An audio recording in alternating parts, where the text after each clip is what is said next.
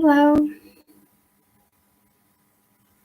I want to talk about creativity today and the blocks that come with it. So if you have any questions, you can post them anytime and I'll answer.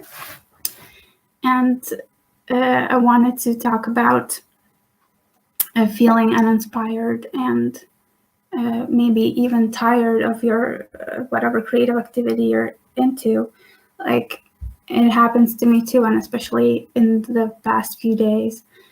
I've been feeling a little bit down, and it has been hard to work on anything much, but I'm still pushing through it. But I want to be in flow while doing it, and I feel like I'm forcing myself a little. So I want to talk about that, how to get out of that, and how to get back into a flow state with your art. So what I do usually is, first I want to forgive myself, for feeling down and for feeling unable to perform creative activities. So I forgive myself with journaling. I do a journal prompt, I feel down right now and I hate this. I don't like this. I journal this out. I journal out the feeling of I want to be productive. I want to do this. I want to do that. I want to draw. I want to write. I want to and I sit down and I can't. So I'm angry at myself. So I journal about this feeling, this anger, this resentment towards feeling down. Or down, unable to perform creatively. So journaling helps me a lot. Another thing I do to forgive myself is also I take a break. I just do nothing for a little while. I allow myself, I'm gonna take this hour or however long period of time, and I'm gonna do nothing. I'm gonna stop. I'm gonna take a break. I'm gonna close my laptop. I'm gonna turn off the music. I'm gonna put away my sketchbook. I'm gonna put everything away, preferably devices too, and just do nothing for a little while. It can be 10 minutes. It can be an hour. It can be longer than that if necessary. And you can rest that way, and you should define what rest is for you, because what is it for you? Is it doing something, and do you have to do something during your rest? I always feel like I need to do something, listen to music, listen to a podcast, watch a video, watch a TV show or something. But do you have to do that? No, you can rest without doing anything specific. You can even take a nap. Yeah, that feeling of I need to do things, and that's why you end up angry with yourself. Oh, I need to do this, but I can't right now. I'm not inspired. I don't feel like it. I'm not motivated. I feel down, whatever feeling you're feeling. So you're saying, oh, I feel angry, right? So I need to force myself to work. You don't need to force yourself to work. You're just feeling like you do, but in reality, you don't need to force yourself to work. You can take that 5 minutes break if you're really busy, and I can't take any longer than that. You can if you want to, but obviously there's just limiting belief that oh, I need to force myself to work. You don't need to force yourself. You can choose. I'm choosing to do a work task. That's very empowering to rephrase it in a different way. You're saying, I'm forcing myself to work. I also said oh, I'm forcing myself to do something creative today. No, that is a wrong way, quote unquote, to phrase it. And you should say to yourself, yes, I am choosing to work on this particular task for 30 minutes. And you work on it for 30 minutes, and then you're and then you stop.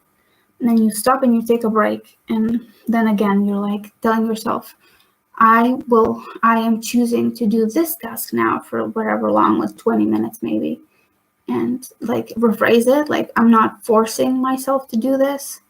I'm choosing to do this. So that helps a lot, rephrasing it. Okay, so first, let's say like tasks are overwhelming to do. You can break them down.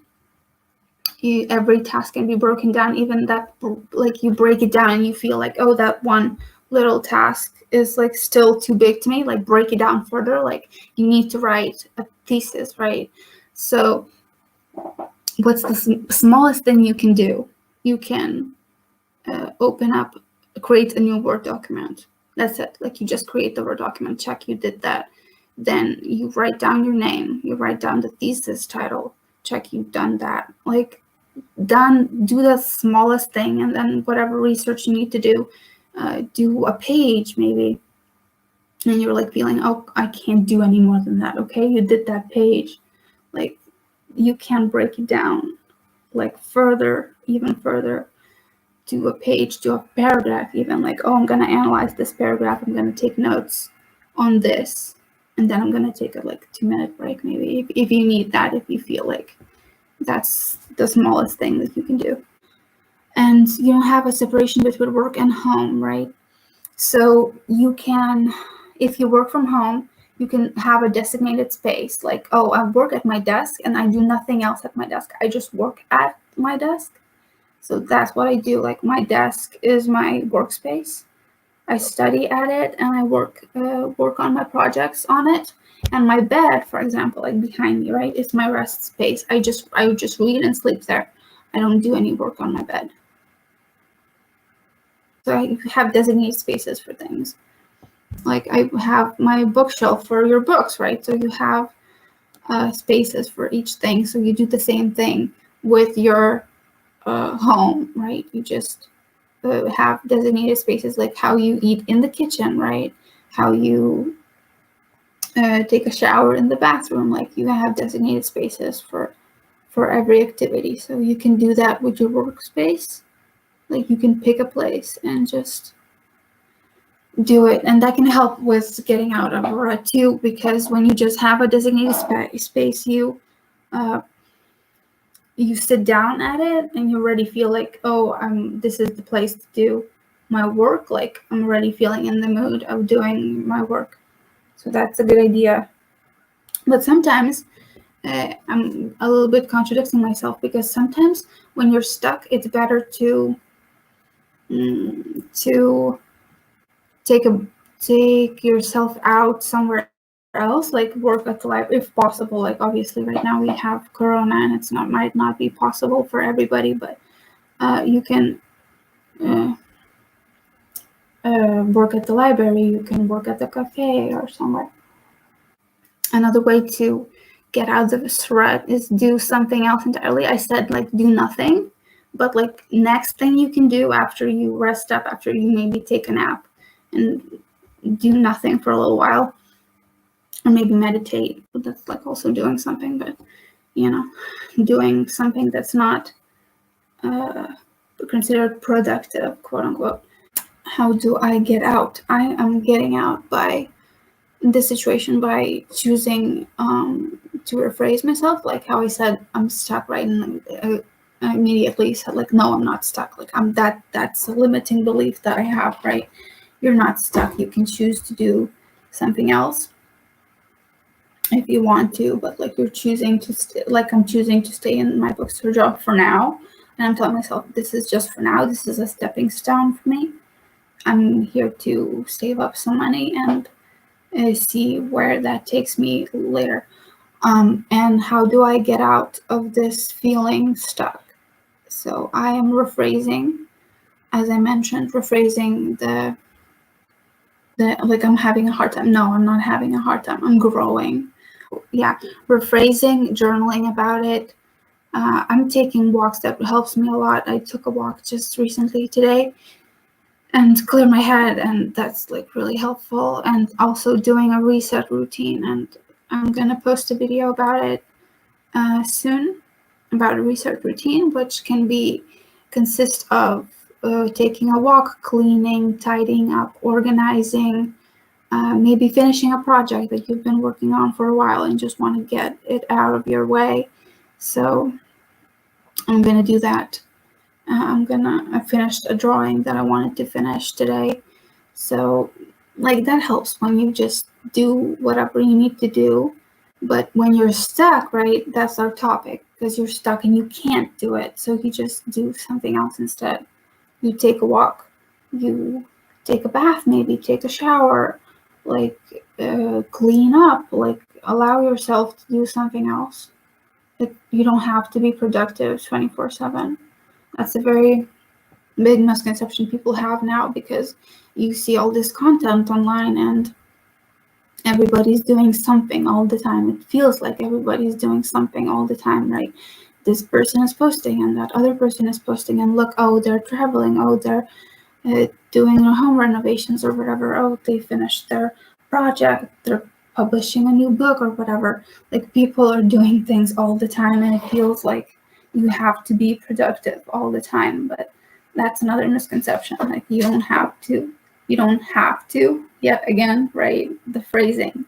You can be if you want to, but you don't have to. I talked about is like, I go for walks, I do journaling, I do something else, I take a shower, I work on my whatever other project I'm working on. That's what I want to touch on, is that you don't have to be productive all the time. But if you want to, you can choose to do something else. So you have this project, like how Pia has, I have my thesis to work on, right? But like today, right now, I don't feel like it and I can't work on it. But like, can you work on something else? Can you put that frustration, that angry feeling into like cleaning, how we talked about cleaning today, how you can put that energy somewhere else so you can do different. Like, I have several creative projects I'm working on. I'm working on writing a book, I'm working on a coloring book, and I'm also working on making line journals. So if I'm stuck on drawing, I can do some writing. If I'm stuck on writing, I can work on a journal. Like, you can juggle a few things if you want to. But how to get clarity, right? I keep mentioning this, but you can journal it out. Just take a notebook, take your phone or whatever, laptop, right? And just write it out. Like, oh, write out that frustration. I'm feeling down, I'm feeling frustrated, I can't work on whatever thing I'm working on. So like, write it out, let it out, talk talk to someone if you don't feel like writing. If you don't feel like talking to someone, write it out. Like, there are ways to do it, to let it out. I have a full-time job at a bookstore, right? So I work either from 10 to 7 p.m. from 10 a.m. to 7 p.m. or 11 a.m. to 8 p.m. So like, my whole day is taken by that job. And like, but I want to work on my creative projects also. I have, as I mentioned, writing, drawing, journals that I'm working on. So I want to, and coloring books. So like, I want to work on that. I want to publish more. And how do I do that? Like, so I take every minute, not every minute, but like, I take the free time that I do have. Like, I make time for it. So whatever you could list out your priorities, right? Your work priorities and your house and family priorities. Like, list them out. What are they? Like, get clear. What are those things that you need to work on? And then, like, you can either make a schedule. If you don't want to make a schedule, if that's too rigid for you, follow your intuition. But like, when you have a list, you can look at it and like, oh, I have all these things I need to do. So what do I feel drawn to do? Like, it depends. If you have your work schedule is like set in stone, like mine is, I can't not go to work at 10 a.m. or 11 a.m. depending on my schedule, right? I can't just not go there. So that time is already taken, and I have an hour off during lunch. So during that hour, I eat and have coffee, and then during the whatever much time I have left, I use that time for writing or for drawing. So I have used my time for my creative projects during the day. And then what also very helps is having a morning routine and an evening routine. You have kids and a husband that you need to take care of. Can you take the time for yourself before they wake up? Can you wake up earlier than they do? And uh, so what kind of balance do you want? If you want, obviously, you need to work, but you also should not forget yourself and your own goals. So you can do that by setting yourself a morning routine and an evening routine. Work on your goals, whatever goals that you have, and whatever household tasks perhaps you need to take care of. If you feel like you're lacking time, but you're like not lacking time, you're not lacking time. You have 24 hours like everybody else. So you're setting priorities for yourself. You should set priorities like, what is my priority? Your priority can be work, your priority can be your family, your priority can be your own health. And you can pick those priorities. And then when you pick the priorities, you can set up a routine according to those values and your priorities. And with that routine, it can help you get into the flow of things. Like it seems like, it might seem like, oh, a routine is rigid thing and it's not inspiring or anything, but it can be. So that's like limited thinking yet again. So yeah, routine can help with putting your how to say it, one foot in front of the other, right? Because you do these things like in some sort of, it can be intuitive order, or it can be a rigid like schedule. Like, oh, I wake up at this time at like whatever 6 a.m., right? And then I make my bed, I go get coffee, I eat breakfast, I take a shower, like I either exercise or I don't exercise, your choice, right? And I take a shower and I get dressed and I do this and that. So like we need to focus on ourselves, on taking care of ourselves, on self-care, on setting routines, on building habits that can support us as a support system. Like you can have a support system with friends, like how we have with Pia and another friend that I have. We check in like almost every day and we're like, how are you? Are you okay? Like, what are you doing? What are your plans? Like that can help a lot. Like, and you don't have anyone like that, you can join an online community, like the Ghost community that Kayla Nicholson has, and there's like many communities online that you can join.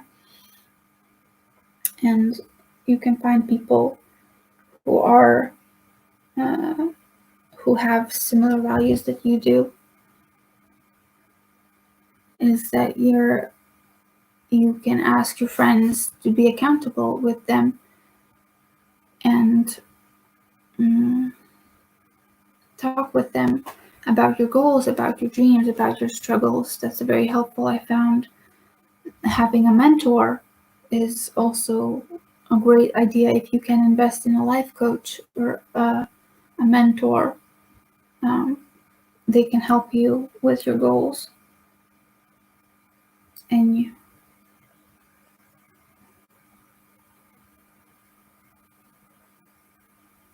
yeah, like, so like the things that we touched upon are like doing something, taking a break, allowing yourself to take a break.